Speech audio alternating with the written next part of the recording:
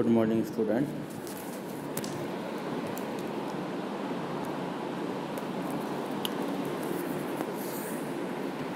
Good morning student. मेरा नाम Hariom Meena, lecturer electronics and government polytechnic college Dausa, Rajasthan. जैसा कि आप सबको पता है, कोरोना वायरस डिजीज़ के कारण ऑफलाइन क्लासेज जो ऑफ हो गई हैं, तो इसी कारण इस सत्र में हमारे द्वारा तथा समस्त विभाग के द्वारा ऑनलाइन क्लासों का आयोजन किया जा रहा है।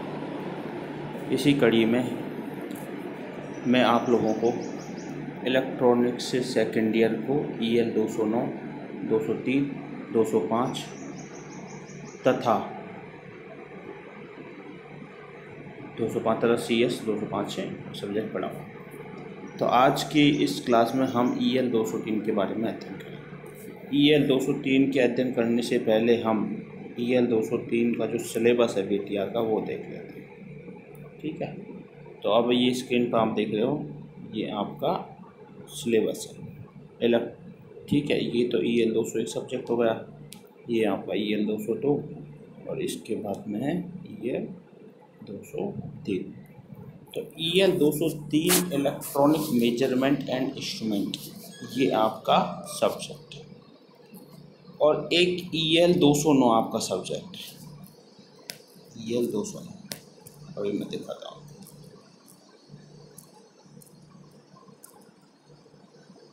EL इलेक्ट्रॉनिक इंस्ट्रूमेंट, ठीक है। ये EL 203 और जो 209 जो सब्जेक्ट हैं वो एक दूसरे से इंटरलिंक्ड हैं और एक दूसरे से संबंधित हैं।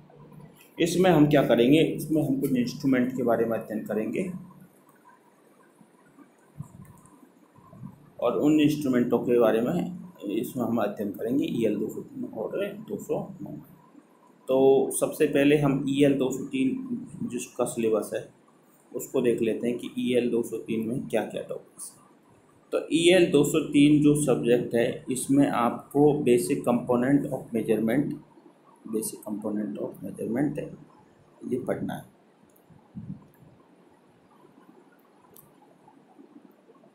एक सेकंड में संतुलित नहीं आ रही क्या?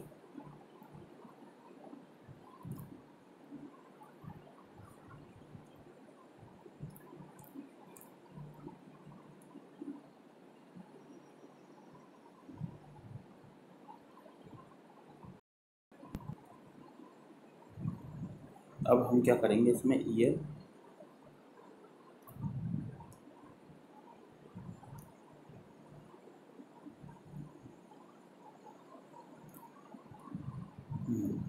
जो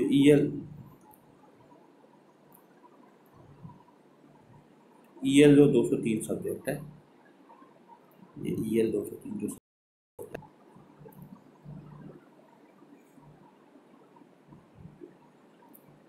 EL 203 जो सब्जेक्ट है, एक सेकंड कुछ एरर आ रही है, तभी मैं स्टार्ट कर देता हूँ। EL 200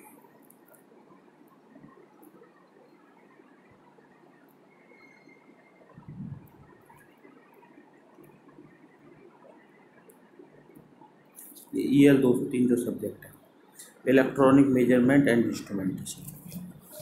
तो इसके अंदर टॉपिक है, एक तो बेसिक कंसेप्ट ऑफ मेजरमेंट, इसमें हम इंट्रोडक्शन पढ़ेंगे, general configuration of measuring instrument पढ़ेंगे, कैरेक्टरिस्टिक्स ऑफ मेजरिंग डिवाइस जिसमें resolution, precision, expected value, error, जिसमें हम 3 प्रकार के एरर पढ़ेंगे, ग्रॉस एरर, सिस्टमेटिक एरर और रैंडम एरर।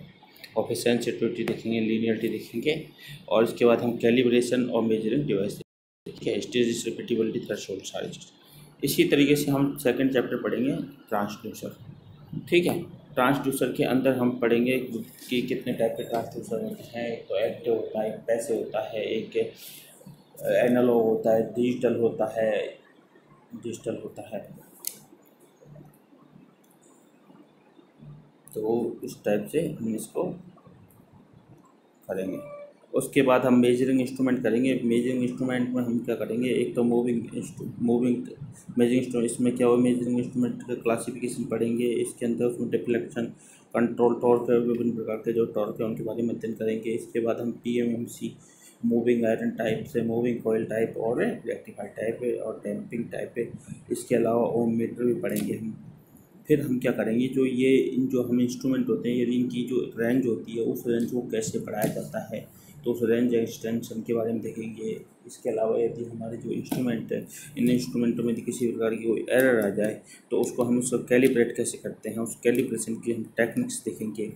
इसके बाद में हम क्या करेंगे, सिग्नल कंडीशन देखेंगे। इसमें हम बेसिकली मुख्यतः DC और AC जो सिग्नल है उनकी कंडीशन देखेंगे। ये जो पार्ट 1 to लेकर 5 तक के जो इसके चैप्टर हैं, ये आपके इलेक्ट्रॉनिक मेजरमेंट और इंस्ट्रूमेंटेशन के पार्ट हैं। लेकिन जो एक 6 चैप्टर कंट्रोल सिस्टम कंपोनेंट, ये आपका एक कंट्रोल इंजीनियरिंग से सब्जेक्ट है, उस कंट्रोल इंस्ट्रूमेंटेशन से सब्जेक्ट है। तो ये टॉपिक अलग है और ये को हम अलग से अध्ययन करेंगे 6 और 7, क्योंकि आपके सिलेबस में जो कंट्रोल सिस्टम है वो कंट्रोल सिस्टम को अलग नहीं पढ़ाया जाता, और उस कंट्रोल सिस्टम को आपको ये EL 203 जो सब्जेक्ट है, इलेक्ट्रॉनिक मेजरमेंट एंड इंस्ट्रूमेंटेशन, इसी के अंदर पढ़ाया जाएगा।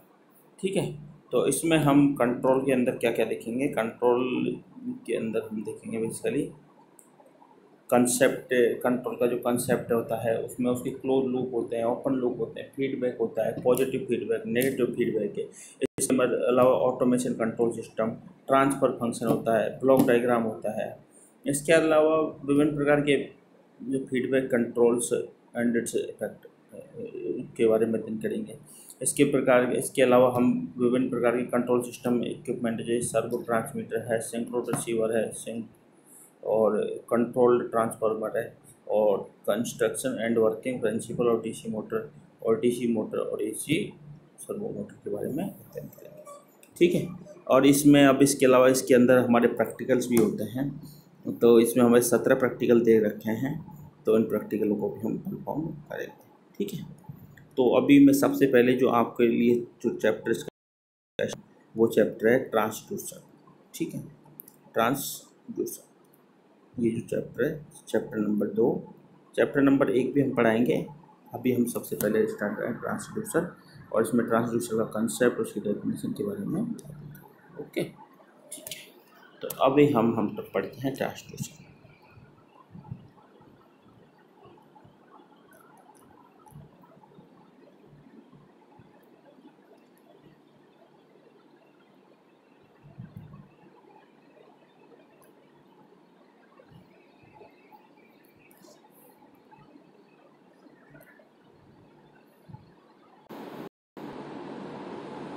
तो ट्रांसड्यूसर क्या होता है, ट्रांसड्यूसर बेसिकली एक डिवाइस है, और ये डिवाइस क्या करता है, ये आपके वन फॉर्म ऑफ एनर्जी को अनदर फॉर्म ऑफ एनर्जी में कन्वर्ट करता है। तो आपने माइक्रोफोन देखा होगा, आपने कोई लाउड स्पीकर देखा होगा, आपने मतलब बहुत सारे इक्विपमेंट देखे होंगे जो बेसिकली क्या करते हैं, किसी एक फॉर्म की एनर्जी को दूसरे फॉर्म ऑफ एनर्जी में कन्वर्ट करते हैं। तो इसी कड़ी में मैं सबसे पहले 1 सेकंड में इसको थोड़ा सा टाइम बढ़ा देता हूँ। एक्चुअली ये लॉक हो जाता है तो अपनी रिकॉर्डिंग ऑफ हो जाएगी, इसलिए मैं इसके 30 सेकंड से ले जाकर 5 मिनट कर दिया। और अब हम पढ़ेंगे ट्रांसड्यूसर। तो ये ट्रांसड्यूसर जैसे माइक होता है, तो माइक क्या करता है, जिसमें हम बोलते हैं, जो माइक्रोफोन बोल जाता है, उसमें हम क्या करते हैं, वॉइस देते हैं, और वॉइस देने के बाद में वो क्या करता है, अपनी वॉइस को कन्वर्ट करता है इलेक्ट्रिकल सिग्नल में। और इलेक्ट्रिकल सिग्नल होता है जिसको उसका जो पब्लिक एड्रेस सिस्टम होता है, वो उस इलेक्ट्रिकल सिस्टम को वह कन्वर्ट करता है आपका वॉल्यूम में। इस प्रकार जो वॉइस सिग्नल है उसको इलेक्ट्रिकल सिग्नल तथा इलेक्ट्रिक सिग्नल को वॉइस सिग्नल में जो कन्वर्जन का जो कार्य करते जाते हैं वो ट्रांसड्यूसर के द्वारा किया जाता है। तो ये बेसिकली ट्रांसड्यूसर की यदि डेफिनेशन आए तो ट्रांसड्यूसर में आपको लगता है कि यह एक ऐसा इक्विपमेंट होता है जो कि किसी भी फॉर्म की एनर्जी को इलेक्ट्रिकल एनर्जी में कन्वर्ट करता है, या दूसरे शब्दों में मैं कहूँ कि ये वन फॉर्म ऑफ एनर्जी को अनदर फॉर्म ऑफ एनर्जी में कन्वर्ट करता है। आपका जैसे माइक्रोफोन होता है, उसने जो वॉइस सिग्नल हुआ उस वॉइस सिग्नल को उसने किसमें कन्वर्ट कर दिया, इलेक्ट्रिकल सिग्नल। अब ये ट्रांसड्यूसर होते हैं, ये ट्रांसड्यूसर बहुत सारे प्रकार के होते हैं। तो इनमें एनर्जी सोर्स के आधार पर मैं इनको क्लासीफाइज करूं तो एनर्जी सोर्स के आधार पर जो ट्रांसड्यूसर होते हैं वो बेसिकली दो प्रकार के होते हैं। एक तो होता है आपका एक्टिव ट्रांसड्यूसर और दूसरा होता है आपका पैसिव ट्रांसड्यूसर। आ रहा है सब लोगों को समझ में? ठीक है ना। अब इसके साथ साथ आप नोट्स बनाने रहिए, पेन और कॉपी लेके बैठ जाइए और पेन और कॉपी लेके जो मैं डेफिनेशन लिखा रहा हूँ उसको आप हिंदी या इंग्लिश जिसमें भी आप लिखना चाहो उसमें आप लिखो, क्योंकि एक बार लिख लोगे और आपके हाथ के जो आपके नोट्स रहेंगे वो आपके नोट्स रहेंगे। ये जो लिखा हुआ है ये मेरे नोट्स हैं, तो आपको ये याद नहीं होंगे, आपके स्वयं के नोट्स हैं वो स्वयं को याद होंगे। ठीक है, तो इसलिए आप जो मैं कह रहा हूँ उसको आप मतलब उसके आधार पर हिंदी इंग्लिश जैसे भी आपको कंफर्टेबल लगे, पिछले साल के क्वेश्चन पेपर सिलेबस को देखते हुए आप इसका वो बनाएं नोट्स। तो सबसे पहले आप अपन चलेंगे एक्टिव ट्रांसड्यूसर। तो एक्टिव ट्रांसड्यूसर क्या होता है? तो ये एक्टिव ट्रांसड्यूसर और पैसिव ट्रांसड्यूसर। एक्टिव और जो पैसिव ट्रांसड्यूसर होते हैं इनको हम क्या करते हैं, एनर्जी सोर्स के आधार पर कि एक में एनर्जी लगती है और एक में एनर्जी नहीं लगती है, तो इस एनर्जी सोर्स के आधार पर हमने इनको कन्वर्ट कर दिया आपका एक्टिव ट्रांसड्यूसर और पैसिव ट्रांसड्यूसर में। अब भाई ये एक्टिव क्या होता है ये देखना है। एक्टिव ट्रांसड्यूसर वो होते हैं कि वो ट्रांसड्यूसर, वो इक्विपमेंट जो कि एक्सटर्नल जिनके लिए चलाने के लिए हमें कोई बाहरी सोर्स या एक्सटर्नल एनर्जी सोर्स की ज़रूरत नहीं पड़ती, उन वाले ट्रांसड्यूसर को हम बोलते हैं एक्टिव ट्रांसड्यूसर। अर्थात किसी बाहर से हमें पावर सप्लाई देने की ज़रूरत नहीं है, ना हमें किसी प्रकार की बैटरी लगाने की ज़रूरत है, ना किसी भी प्रकार की कोई एनर्जी की उनमें ज़रूरत नहीं होती। वो बाय डिफॉल्ट स्वयं की एनर्जी प्रोड्यूस करके अपने जो ऑपरेशन है उसको परफॉर्म करते हैं। ऑपरेशन परफॉर्म करने का आशय यहाँ पे ये है कि ट्रांसड्यूसर होता है वो अपने किसी फॉर्म की एनर्जी को इलेक्ट्रिकल एनर्जी में कन्वर्ट करता है। तो इसमें सबसे पहला एग्जांपल हम पढ़ेंगे पीजो इलेक्ट्रिक ट्रांसड्यूसर। इन जो पीजो इलेक्ट्रिक ट्रांसड्यूसर है, ये पीजो इलेक्ट्रिक ट्रांसड्यूसर क्या करता है, ये एक प्रेशर को मेजर करके उस प्रेशर को कन्वर्ट करता है आपका इलेक्ट्रिकल सिग्नल में। इसी प्रकार से जो फोटोवोल्टिक सेल होता है, ये फोटोवोल्टिक सेल क्या करता है, photovoltaic cell basically solar cell कोई फोटोवोल्टिक सेल आपने छतों पर लगे हुए देखे होंगे, किसी गवर्नमेंट बिल्डिंग के ऊपर, किसी पब्लिक प्लेस पर, मतलब आपने विभिन्न जगह पर सोलर सेल देखे होंगे। तो ये सोलर सेल क्या करते हैं, सोलर सेल बेसिकली क्या करते हैं, सन से एनर्जी, तो इस सोलर एनर्जी को ये कन्वर्ट कर रहे हैं किसमें, इलेक्ट्रिकल एनर्जी। और जो एनर्जी इलेक्ट्रिकल एनर्जी आ रही है वो आपकी आ रही है वोल्टेज और करंट की फॉर्म में, और that energy is stored into the battery. Okay, तो हम कह सकते हैं कि ये ट्रांसड्यूसर है, क्योंकि ये क्या करते हैं, एक तो दाब को कन्वर्ट कर रहा है इलेक्ट्रिकल एनर्जी में और सोलर एनर्जी कन्वर्ट कर रहा है इसमें इलेक्ट्रिकल एनर्जी में, तो इनको भी हम ट्रांसड्यूसर बोल रहे हैं। अब एक होता है थर्मोकपल, इनको मैं बाद में पढ़ाऊंगा अच्छे से। ये पीजो इलेक्ट्रिक क्या होता है, फोटोवोल्टिक क्या होता है, थर्मोकपल क्या होता है, इनके हम डायग्राम भी देखेंगे, इनका ऑपरेशन भी देखेंगे, इनकी सर्किट डायग्राम भी देखेंगे और इनके विभिन्न प्रकार के मैथमेटिक्स वैल्यू है, हम सब कुछ उनको अध्ययन करेंगे।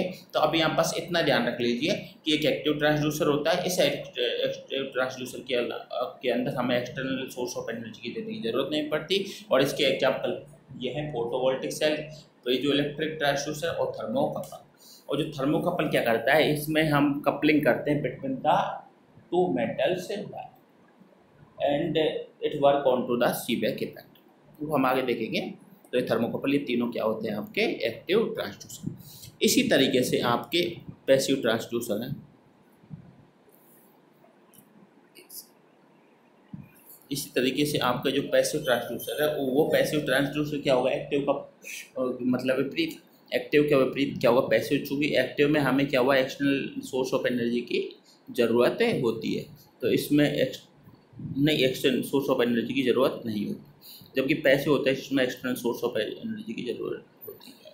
तो इसमें एग्जाम्पल है तो लीनियर वेरिएबल डिफरेंशियल ट्रांसफार्मर, इसको हम डिटेल में पढ़ेंगे आगे, ठीक है। तो ये एलवीडीटी होता है, इस एलवीडीटी को परफॉर्म करने के लिए हमें एक्सटर्नल एनर्जी सोर्स की ज़रूरत पड़ती है, तो एक्सटर्नल एनर्जी सोर्स हम इसमें लगाएंगे।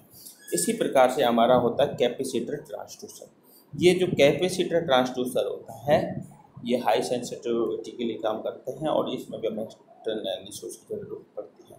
इसी प्रकार से होता है थर्मिस्टर। थर्मिस्टर, ये स्पेलिंग लिखियो THERMISTIOR,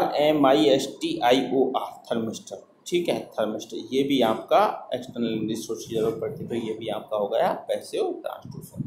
इसी प्रकार से आपका होता है RTD, रेजिस्टेंस टेम्परेचर डिटेक्टर। ये रेजिस्टेंस टेम्परेचर डिटेक्टर है, ये रेजिस्टेंस टेम्परेचर डिटेक्टर आपका ये रेजिस्टेंस टेम्परेचर डिटेक्टर है, ये भी आपका पैसिव ट्रांसड्यूसर है। ठीक है, तो इस प्रकार से हमने एक्टिव ट्रांसड्यूसर और पैसिव ट्रांसड्यूसर की डेफिनेशन, उनके एग्जांपल यहाँ पे देख लिए। अब नेक्स्ट हम इनका जो क्लासिफिकेशन देखेंगे वो देखेंगे हम प्राइमरी और सेकेंडरी।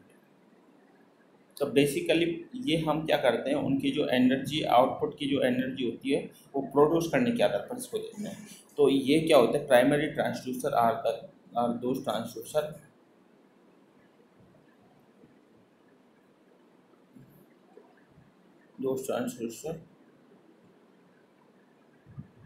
which मतलब primary transducer are those transducer which output may और may not be electrical signal, while secondary transducer is those transducer whose output is a electrical signal। यहाँ इलेक्ट्रिकल सिग्नल से आशय है आपका करंट की form में या वोल्टेज की फॉर्म में, वो सभी आपके इलेक्ट्रिकल सिग्नल है। तो प्राइमरी ट्रांसड्यूसर में मैंने बोला कि इसके जो आउटपुट होता है वो आउटपुट आपका इलेक्ट्रिकल सिग्नल भी हो सकता है और नहीं भी हो सकता। ठीक है, लेकिन जो सेकेंडरी ट्रांसड्यूसर होता है इसके लिए अनिवार्य शर्त यह है कि उसका जो आउटपुट होगा वो आपका इलेक्ट्रिकल सिग्नल होगा। ठीक है, in direct contact with quality under measurement, और इसके अंदर जो ये तथा ये प्राइमरी जो ट्रांसड्यूसर होता है इसके अंदर हम क्या करते हैं, जो चीज़ हमें मेजर करनी होती है उस मेजर करने वाली चीज़ को सीधा इससे कनेक्ट करते हैं, तो ये प्राइमरी ट्रांसड्यूसर होता है। जबकि जो सेकेंडरी ट्रांसड्यूसर होता है वो सेकेंडरी ट्रांसड्यूसर हमेशा कनेक्टेड होते हैं प्राइमरी ट्रांसड्यूसर से। अब इसके एग्जांपल जो प्राइमरी ट्रांसड्यूसर होते हैं इसके एग्जाम्पल है एक तो बल्टन ट्यूब। अब ये बल्टन ट्यूब को देखो, ये है आपकी, मैं दिखाता हूँ आपको, ये दिख रही है आपको, this is known as a Bourdon tube. अब ये बल्टन टब है, इसमें बल्टन टब में क्या होता है, आपने एक कोई नॉन इलेक्ट्रिकल सिग्नल लगाया, नॉन इलेक्ट्रिकल सिग्नल को इसने क्या किया, नॉन इलेक्ट्रिकल सिग्नल यहाँ क्या है, प्रेशर। ठीक है, तो ये प्रेशर को ये क्या करेगी, ये प्रेशर को आपके कन्वर्ट कर देगी एंगुलर डिस्प्लेसमेंट में। अब देखो जैसे ये क्या होता है, एक तरीके से आपकी बनी रहती है, मतलब एक तरीके से क्या इलास्टिक मटेरियल। तो इलास्टिक की मटेरियल की तो जो इसमें ये जो नीचे दिख रहा है, ये इस जो क्वेश्चन मार्क टाइप दिख रहा है, तो इसमें क्वेश्चन मार्क जो नीचे वाला जहाँ प्रेशर लिखा हुआ है उस प्रेशर जो ये लिखा हुआ है, मैं दिखाता हूँ, ये प्रेशर जो लिखा हुआ है, यदि मैं इस प्रेशर पे हवा मारूंगा या फूंक मारूंगा या कैसे भी हवा मारूंगा, तो जो इसका ये ऊपर वाला ये हिस्सा है, जो ये हिस्सा है, ये आपका मतलब एक तरीके से रोटेट करेगा या मतलब एक तरीके से मूवमेंट करेगा, और मूवमेंट भी इसका किस प्रकार से होगा, एंगुलर टाइप का, मतलब ये कोणीय विस्थापन करेगा।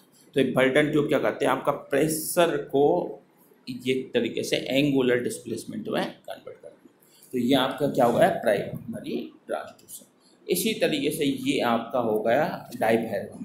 तो डाइफेरगम में क्या अंतर होता है, डाइफेरगम क्या होता है, इसमें ये दो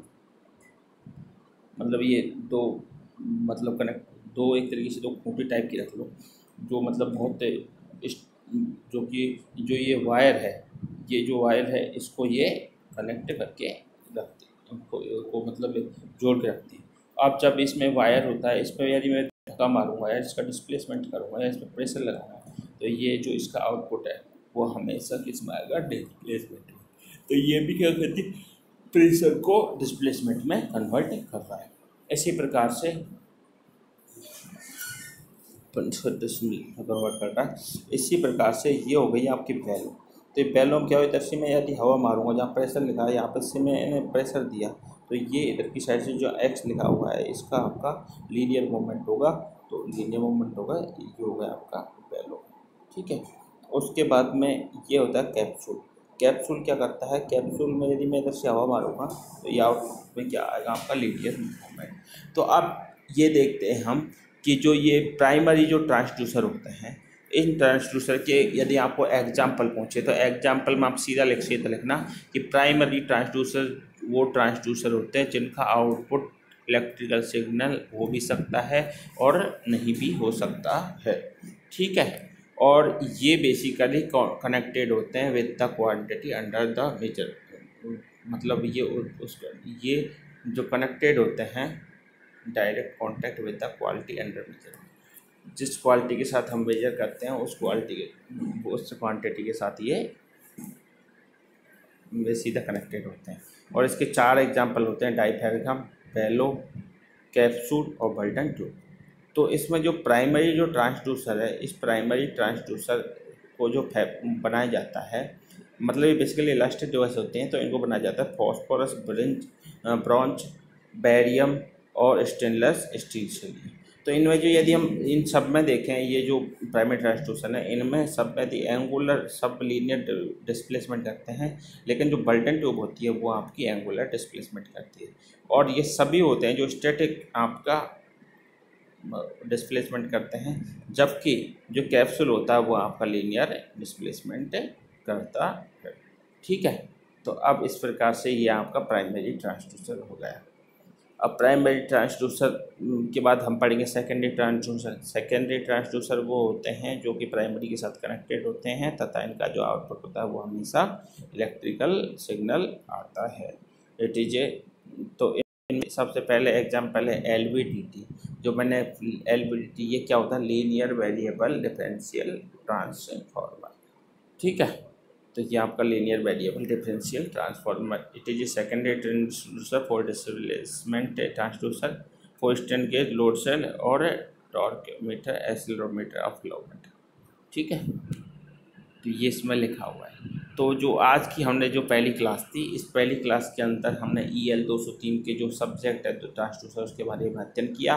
उस ट्रांसड्यूसर के हमने क्लासिफिकेशन देखे, एक तो एनर्जी के बेस पर कि वो उसमें एनर्जी सोर्स है होगा तो वो पैसिव ट्रांसड्यूसर, नहीं होगा तो एक्टिव ट्रांसड्यूसर। सेकेंडरी उनके जो आउटपुट होता है, यदि आउटपुट इलेक्ट्रिकल सिग्नल आएगा तो वो आपका सेकेंडरी ट्रांसड्यूसर, और जबकि यदि आपका उसमें आउटपुट आपका इलेक्ट्रिकल सिग्नल नहीं आएगा तो वो आपका आएगा प्राइमरी ट्रांसड्यूसर। उसके बाद हमने प्राइमरी ट्रांसड्यूसर होते हैं उसके 3-4 एग्जाम्पल देखे। उनमें बल्टन ट्यूब थी, एक कैप्सूल था, एक डायफ्रागम था, एक बेलो था। ठीक है, और उनके जो मटेरियल है उसको देखा। इसी प्रकार से हमारे द्वारा जो सेकेंडरी ट्रांसड्यूसर है वो सेकेंडरी ट्रांसड्यूसर के बारे में भी अध्ययन किया, और सेकेंडरी ट्रांसड्यूसर के बारे में भी हमने देखा कि जो इनका जो कनेक्टेड टू द प्राइमरी, कि ये जो ट्रांसड्यूसर होते हैं ये प्राइमरी के साथ कनेक्टेड होते हैं, और जो इनका जो आउटपुट होता है वो हमेशा इलेक्ट्रिकल सिग्नल आता है। ठीक है, तो इस सिग्नल आता है। अब जो इसके आगे वाला जो पोर्शन है वो हम आपको जो नेक्स्ट क्लास है उसके अंदर आपको पढ़ाएंगे। Thank you. और